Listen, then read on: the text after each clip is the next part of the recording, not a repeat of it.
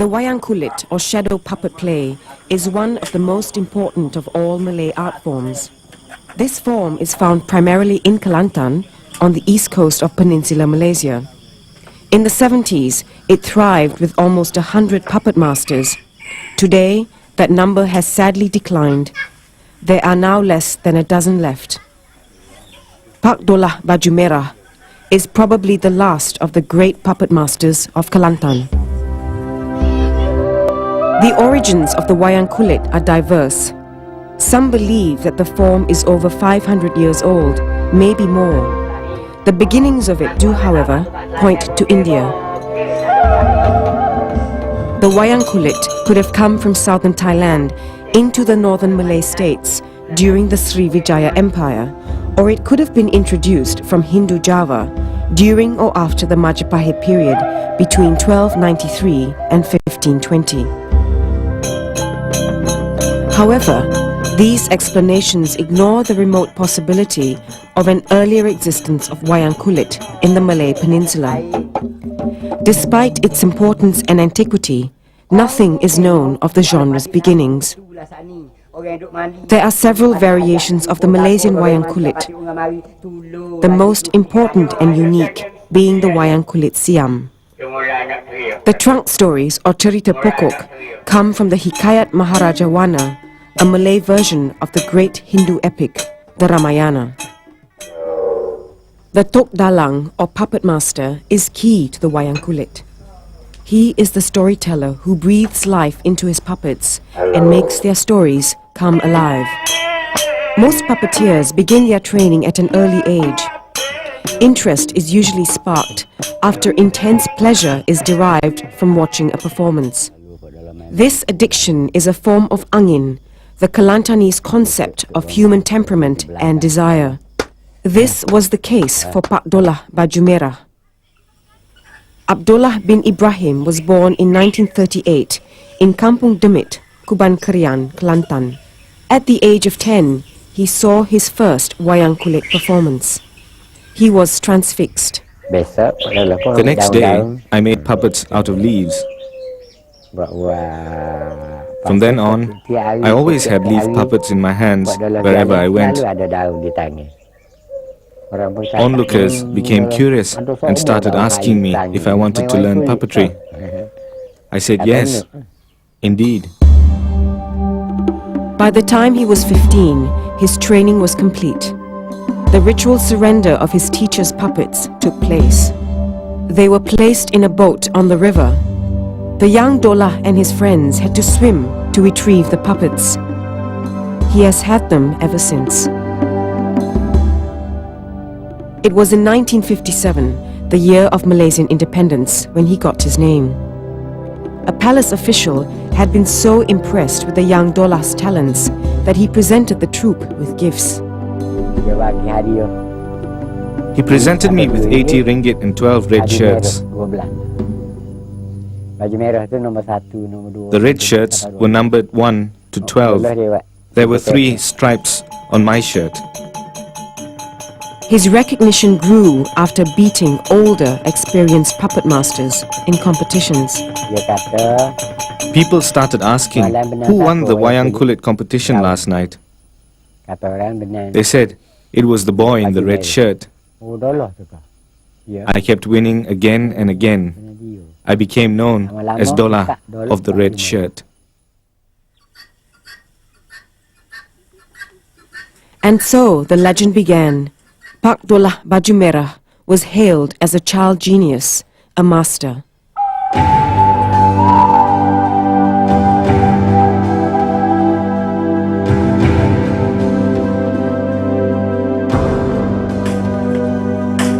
At Kampung Aoduri in Salo, Kasemas, Pak Dolah cuts down some bamboo to prepare for a rare ritual performance. The Berjamu ceremony is a ritual feast for the spirits of the puppet world. This is when a Dalang pays respects to the shadow spirits that have given him the powers to be a puppet master. This ceremony is done only once or twice in the lifetime of a Tok Dalang. For Pak Dolah, it will also be an emotional release on many levels. Today, Pak Dolah is the most respected Dalang in Kelantan, if not the whole country. His life has been the wayang, and performing it is not just a way of life. It is also his source of income. In 1990, everything changed. The new Kelantan state government led by PAS, a fundamentalist-led Islamic movement, banned the wayang kulit along with other folk forms such as makyong, manora and main pateri. 10 days after the ban, everything came to a halt. They said we can't perform wayang kulit because it uses chants. We can't perform because of that. They said it's blasphemous. For a puppeteer, the chanting acts as protection against evil beings and thieves. When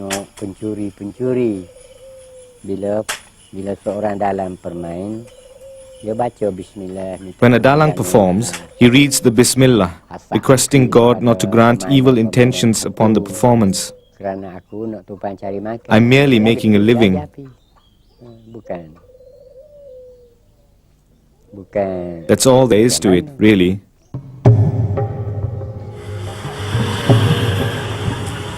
In the light of the present restrictions, Pak Dolah can only perform freely at the local cultural centre. This zone has immunity as it is under federal government jurisdiction.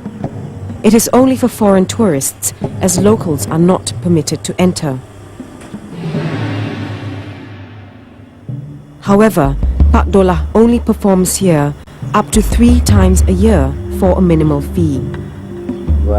From the 250 ringgit that they pay me each time, I have to pay for the cost of transportation, food, fees to the troupe.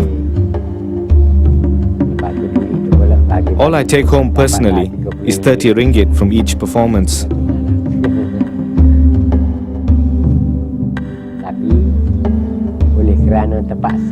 Since wayang kulit is my profession, I have no choice. I perform anyway, out of loyalty to the state. As he has not been able to perform regularly, the berjamu ceremony is of added significance. The process of getting a license for the berjamu has not been easy. Bureaucratic red tape has hampered well-meaning efforts. The Chinese community here has helped Pak Dolah. It is not impossible for the Chinese to apply for a license if it is considered a temple event. After months of negotiation, the permit is approved. Pak Dolah's only student is Chinese, surprising for an art form that is intrinsically Malay. I don't know any other art form. I only know wayang kulit. I like wayang kulit because they are parts of the stories that tug at your heart. If I die first, I hope he will be able to take on my characteristics as a puppeteer of the wayang kulit. Preparations for the berjamu are underway. The stage is symbolic of the universe in the cosmology of the wayang kulit. The central post is the axis mundi, which connects 3 realms: the sky, the earth, and the netherworld.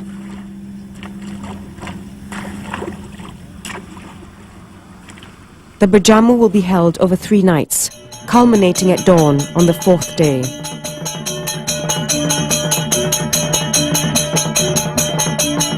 Each performance lasts approximately 3 hours.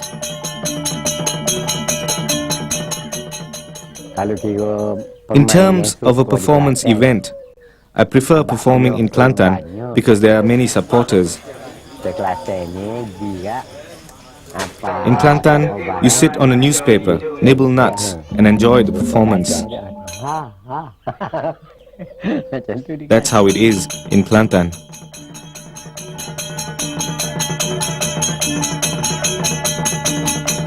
There are 9 musicians in total. The primary instruments are the serunai, canang, geser, gong, and drums. In terms of music, all my musicians are skilled. In Kelantan, Nobody can beat us when it comes to music. I used to mix modern influences into my music. For example, when a female character walks, I made it more upbeat. Before, it was slower.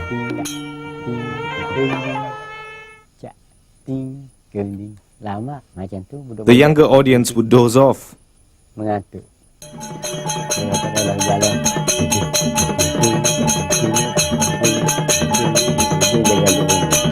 But when I changed the rhythm, the audience could not sit still.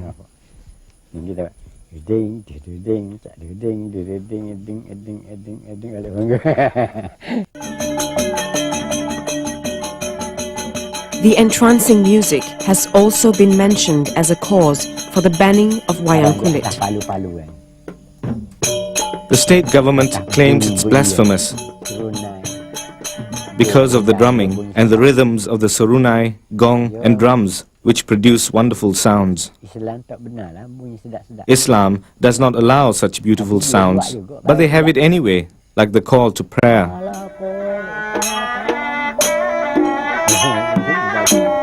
Then that's also dangerous. Then that should also be sinful.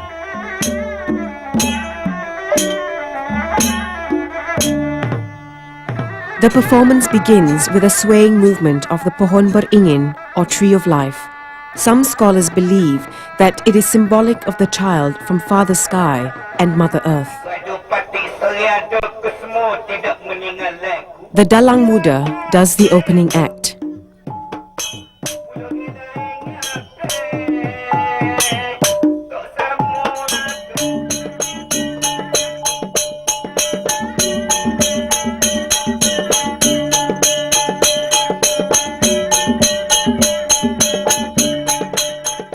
Then Pak Dolah takes the helm.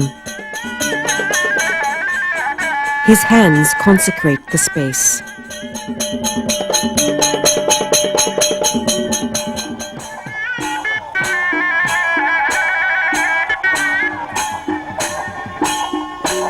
The first two nights consist of non-ritual performances.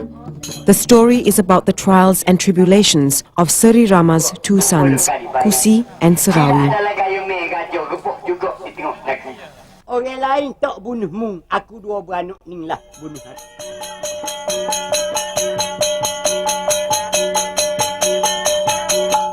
It begins when Seri Rama divorces Sita Dewi and banishes her.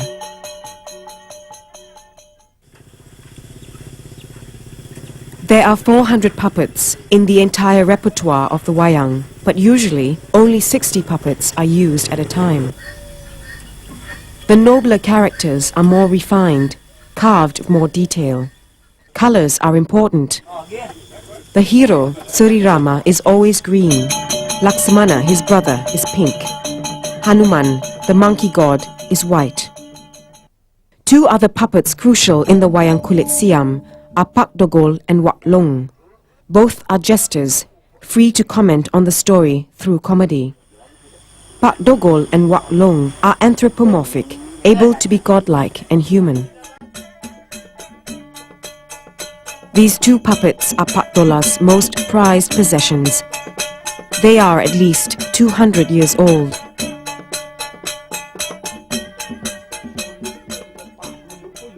Pak Dolah is famed for his ability to improvise, to include local events and vignettes, which make him more endearing to the village crowd.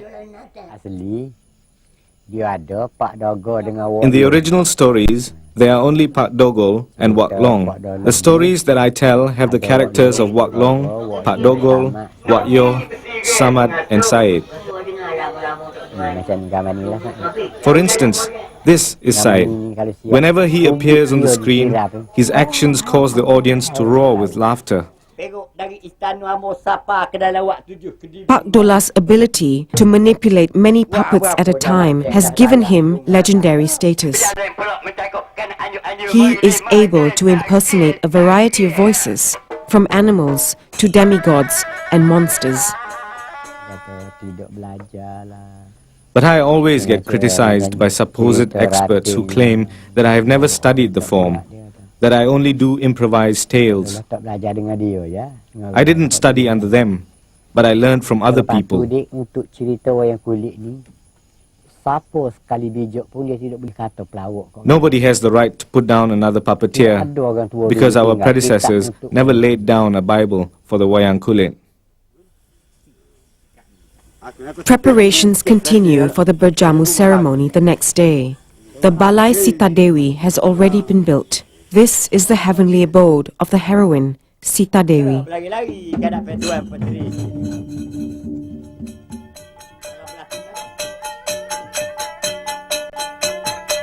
On the second night, Sita Dewi has escaped to the home of her father, the wise Maharisi. She is pregnant. Sita Dewi gives birth to a son named Kusi. The wise Maharisi loves the child so much that he creates another child from wood, a splitting image of the firstborn. He names it Sarawi. The main conflicts rise from separation, banishment, transformation, heavenly pursuits, and the search for truth.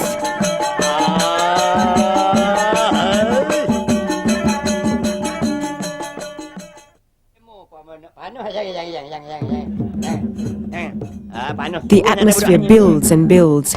Suddenly, Pak Dolah goes into a trance.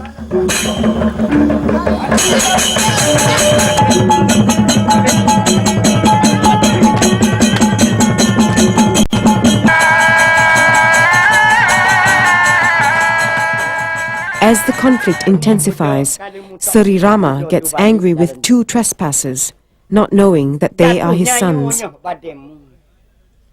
Orang lain tak bunuhmu, aku dua beranak ni lah bunuh aku.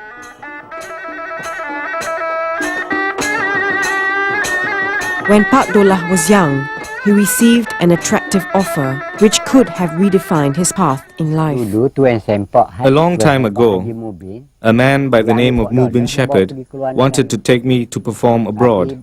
Ayah Pak Dolah ni terlalu My father loved me too much to let me leave. Tuan sempak bawa. Tuan sempak bagi duit 500 ringgit. Mr. Shepherd offered me 500 ringgit as a token sum, wanting me to travel with my craft, saying that I'd be a fortunate man someday. Saya tak suka. My father was adamant about not letting me go, although I really wanted to. Dia katok habis. So, he destroyed my puppets. Dia tidak suka pergi. Kalau pergi juga, saya tidak mengaku. He threatened to disown me. Macam mana? I had no choice but to forego the opportunity. Instead, Mr. Shepherd invited my Surunai player, Pak Hamzah. Kalau orang kenal dengan Pak Dolah dulu. Maybe if I had been introduced first, I would have been recognized instead. Itu Pak Dolah tidak. But I can't regret it, because I had to reject the opportunity when I had to. Cari kain kuning.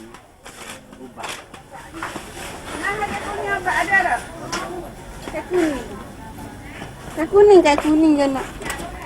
Kita memang setuju kita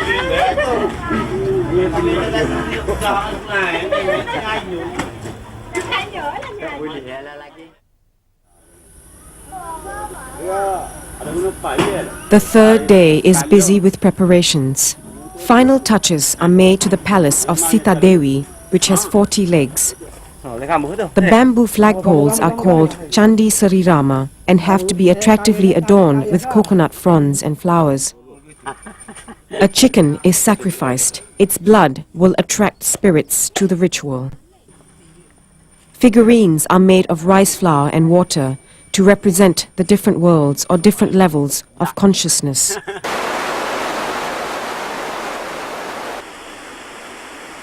A downpour threatens to dampen the spirit of all involved.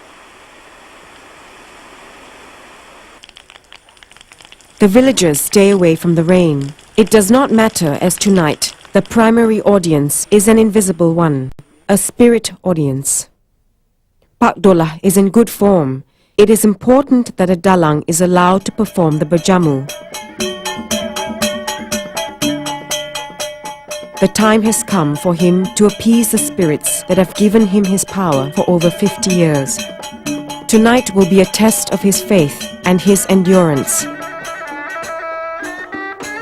Earlier, Sri Rama had ordered the death of his wife, but he now regrets his decision.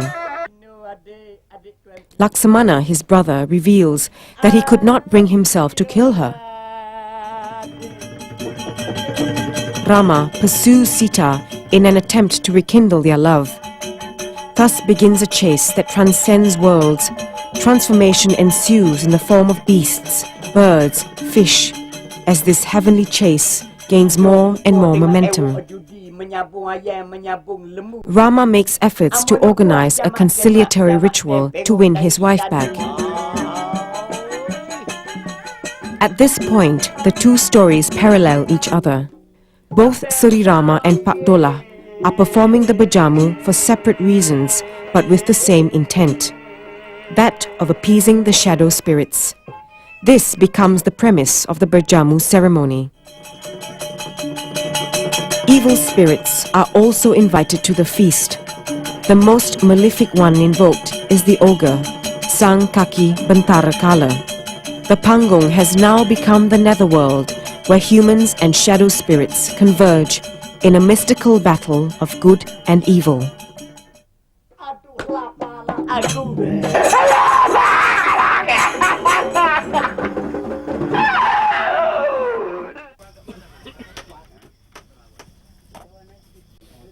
At dawn, the screen or kale is rolled up.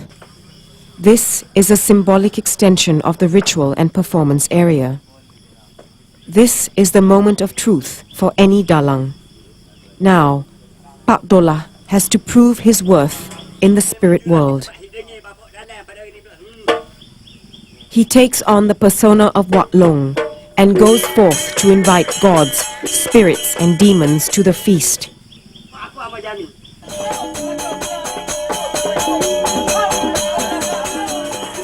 He goes into a deep trance while taking on the identity of the puppet.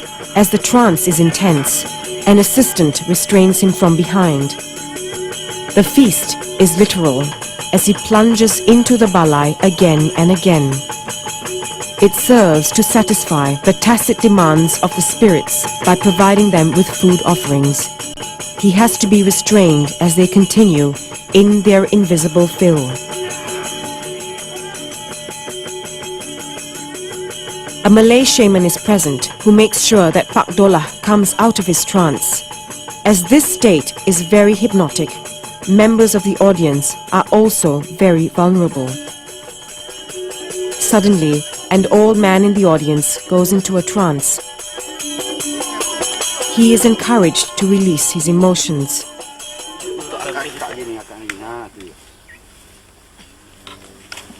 Once the spirits have eaten their fill, the offerings are taken away.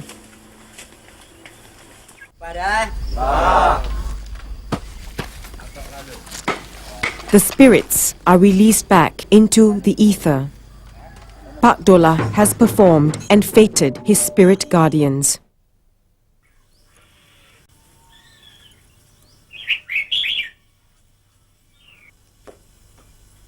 By choosing to live in Kelantan, he has remained sincere to his origins. For the sake of his integrity as a Dalang, he has chosen to live amongst the unbelievers. If Wayang Kulit is disallowed, then there's no hope for me. My puppets will go to waste. I'll perform whenever I can. I'm already getting old. It's just that after I die, I won't have anyone to replace me.